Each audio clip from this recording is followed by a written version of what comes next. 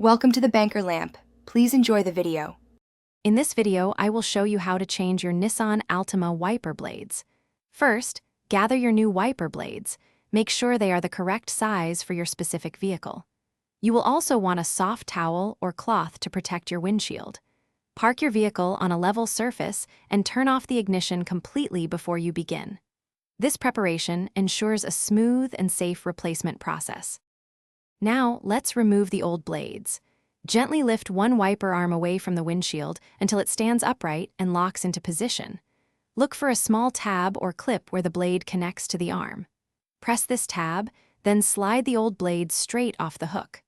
Once detached, carefully lower the empty wiper arm back onto your protective towel on the windshield to prevent damage. With the old blade removed, it's time for the new one.